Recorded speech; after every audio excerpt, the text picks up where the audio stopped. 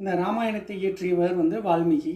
வால்மீகியை பற்றி அவருடைய வாழ்க்கை முறையை பற்றி ஒரு சில ஸ்டோரிஸ் இருக்குது. அது என்ன அப்படின்னு சொல்லி பார்க்கும்போது, அவர் ஒரு காட்டில் வாழ்ந்து கொண்டு இருக்கிறார் குடும்பத்தோட. அவருடைய தொழில் என்னன்னா, காட்டில் அங்கே வரக்கூடியவர்களிடமிருந்து வழிப்பறி செய்து திருட்டு தொழில் செய்து அவர் சம்பாதித்து தான் வாழ்க்கையை நடத்திக்கிட்டு இருக்கிறாரு. சம்டைம்ஸ் அந்த வழிபோக்கர்களை அடித்து துன்புறுத்தக்கூடிய செயல்களும் அவர் செய்திருக்கிறார்னு சொல்லப்படுகிறது.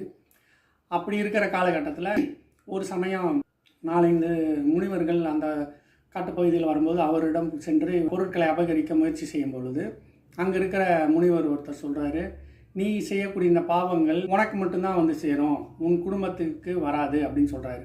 உடனே இவருக்கு ஆச்சரியமாயிடுச்சு. அது எப்படி, நான் செய்த திருட்டு கொண்டு போய் என் வீட்டில் கொடுக்குறேன், அவங்களும் அதில் பங்கு பெறுவாங்க அப்படின்னு சொல்லி இவர் வாக்குவாதம் செய்கிறார். இல்லை, நீ போய் உன் மனைவிட்டையும் பிள்ளைகளிடம் கேள் அப்படின்னு சொன்னோனையும் வால்மீகி வீட்டுக்கு போய் அவங்க மனைவிட்ட கேட்கும்போது அவங்க என்ன சொல்கிறாங்க, சம்பாதித்து வருவது கணவனின் கடமை, என்ன எப்படி சம்பாதிக்கிறாரு என்ன பண்ணுறாருன்னு எனக்கு தெரியாது, நீங்கள் கொண்டு வந்ததை நான் குடும்பத்தை நடத்துகிறேன், அதனால் நீங்கள் செய்ய பாவங்கள் எனக்கு என் குழந்தைகளுக்கும் வராது அப்படின்னு சொல்லி அவங்க ஒய்ஃப் சொன்னார். இது மிகவும் மனதை வருத்தக்கூடிய விஷயமா வால்மீகிக்கு மாறிடுச்சு. அன்று முதல் அவர் தன் வாழ்க்கையை மாற்றி விட்டார்.